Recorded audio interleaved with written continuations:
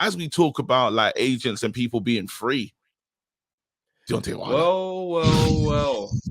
Deontay Wilder, free agent. Who was the first man in the chat? Mr. Eddie Hearn. Oh yeah, he said, of course. Of course, I'd absolutely be willing to sign him, and he'd be silly not to. Like, a Wilder signing for Eddie Hearn would be pretty sick. It's huge. It's huge. But, wait. What's interesting though? Whoa. Hold on. I gotta ask you a question. Just out of speculation, for speculation purposes.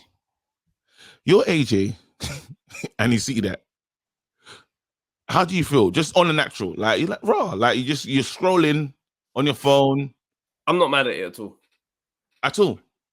Reason why, we've been trying to pin down this guy, innit? He's been on that side. So if it's gonna happen, this is the way it has to happen. Now wait, do you believe that he's signing him for me? Like for my benefit? Because that's what you got to go in your head. You got to say, well, because if I'll tell you what I'm like. I don't know if I'm just a jaded Scorpio, yeah. If I've lost twice, yeah, and then this dangerous heavyweight comes on the market, yeah. I'm telling you, if you did this to me, bro, I've lost twice, and then this dangerous heavyweight that's in my thing, you were meant to fight, my rival, and then you sign him. I don't believe you signed this guy to help our fight happen. I'm looking at you thinking, raw. Are you thinking of life after me? Are you thinking of I will? Naturally, I'm thinking, bro, you really bought in the ops because this is the ops. Let's have it right. You're seeing where you feel about Sky and all these other things, bro. You understand these men have spoken about my name over and over. I'm so sick of them talking about me. I don't talk about them no more. We sent them an offer, we sent them this, and now you have signed him. You want to sign him? All I'll say to you is this. I'm looking at you clearly. I'm looking at you on some side-eye thing. I'll tell you straight up. Listen, look at me. Yeah. It's the same team. All right. I'm on this team. This is for us. This is a move. We finally get our hands on this guy. That's it. That's all I say. Because the fact is, they've made moves to try and make this fight before. Right? Yeah. Am I canceling Franklin to say you Wilder next? No, I'm not doing that. All I'm doing is guaranteeing that fight is there. Yeah. So if I'm Eddie Hearn and I'm saying to AJ, I'm like, bro, listen, all we're doing is confirming the fact that our year plan that we have is actually going to happen. Franklin, White, Wilder, 2023 is wonderful. And we run into that we was never going to have any issues making the fight anyway. He's ready to fight me. He's not like but realistically, we know these men are not going to do business with Eddie. Okay. We know that situation is there. We can either pretend it's not, and then we can do the mudslinging contest, or we can actually be like, well, let me just sign him, 2-fight deal. You fight Franklin. I'll get him somebody like whoever. And then after that, you fight White, and then might even have man sitting on ice for a second, and then you fight him. I'm telling you right now. Because the fact is, that fight does not get made with another promoter in the mix going up against Eddie Hearn trying to do business. It's just, for me, I'll be honest. For me, it feels like another savings plan. It says, I've got this other guy. Yeah. Heavily disagree. And I know, honestly, I can't. How old is Wilder? Wilder's knocking man out.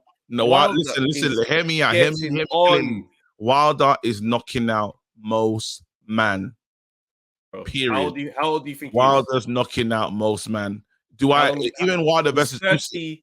Even Wilder versus Usyk, yeah? You see when AJ hurt, what do you call it, yeah? Wilder's knocking out most man. If Wilder touches Usyk, he could tumble. If Wilder touches, that power, remember when we talk about power, yeah? While Fury's managed to deal with it, and he's done a great job, right? And they've been in the ring bare times, so they know each other, yeah? As an unknown entity for other men, they say, when you get in the ring with me, you have to make a decision how you're gonna meet this task. Wilder's a problem. That's why I don't just throw him out. I still see him as a very dangerous heavyweight. What do you think I'm saying? I'm saying, so if I don't sign someone, if I look at someone saying, well, in the rankings, you could still be number 2. That's what I'm saying. I'm looking at someone saying, so if I've got number 2 and I've got someone that I'm saying, oh, I don't know where you rank above my guy, my number 1, I don't know. If like in the 2 right now, Wilder AJ, who you gonna put as your number one? If that's if somewhat of a question, if you're not sure, now that says to me, wait a minute. Is what I'm saying. I'm saying there's a clear in Dillian versus AJ. I disagree with the root. In Dillian versus AJ, you know who the number one is, right? You know who the number one is. It's not hard.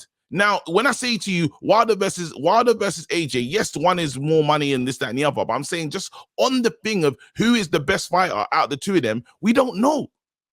And someone now could say and that's why he's signing him. I don't understand what you're saying. I'm not saying that he's going to sign him. I'm saying I don't think he just signs him for thingy. I'm saying I don't think he just signs him for it's just like you're just here for AJ and we're gonna. I think he sees that something's here, something's valuable in this thing. How long is this road of signing Wilder? Do you think what? So he's gonna be now his number one heavyweight at 37 years old? No, bro. Wilder, you sign a Wilder to make that big monster fight happen. Every interview that you see, even man on the other side of the street. The biggest fight, the one that would get me really excited, AJ Wilder. All you're doing in this point is guaranteeing that you are the only one making that piece. I'm not. You don't do this thing to be like, well, now I've got this guy and I've got this guy. We can make him fight him. No, bro. We're so at the end of this journey. The end of this era is very soon. Yeah. At this point, now we're saying, well, let's put all the chips in and let's actually get this thing real. There's going to be a time where the switch turns and it's cash out season. Because at these ages, because not everybody goes into their late 30s as a heavyweight or even mids. Some of these men, the cracks start showing early and the body breaks down. We don't know what's around the corner.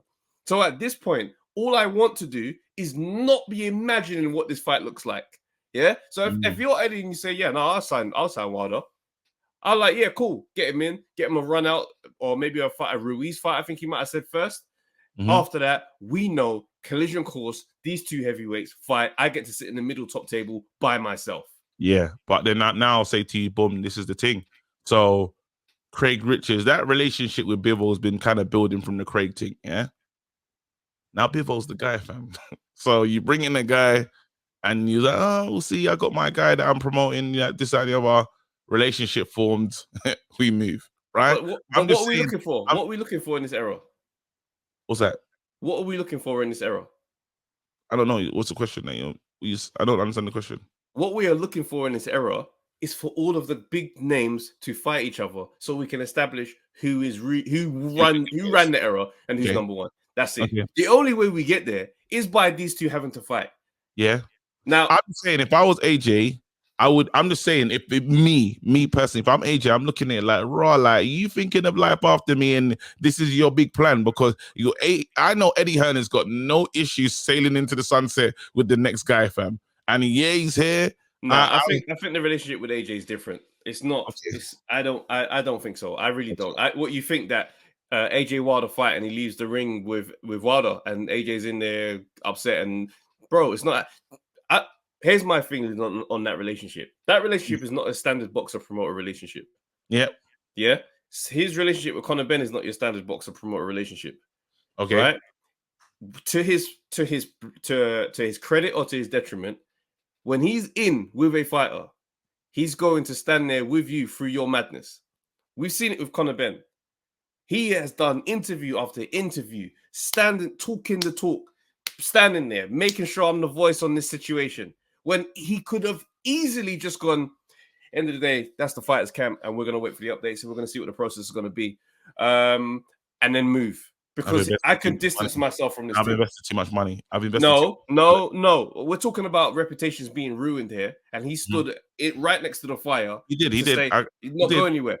I'm just saying, another promoter, you think Don King is going to have his name dragged through the mud, like to the point where now men are talking about it in the way, bro, Don King made some men sign a blank check so I can write whatever it is I'm going to pay. Bro, the guy, like, the nature of this thing is not designed on loyalty, it's designed on peace. If your stock dips to a point where now it looks like you might not even get back into the thing, I can just discard, man. But what I'm saying is, I'm not saying he's like that with every single guy on the matchroom roster, but with those two guys, AJ, those are his dogs. Well, especially if you know your real stripes came off the back of this guy here. That's why he stands forward to speak up for him in those crazy moments. Yeah. All right. Cool. Well, again, Well, what I'll be watching. That's what I'm saying. I'll be watching. I'll be watching. As an AJ fan, signing Wilder at this stage of his career with this political landscape in boxing is not a bad thing.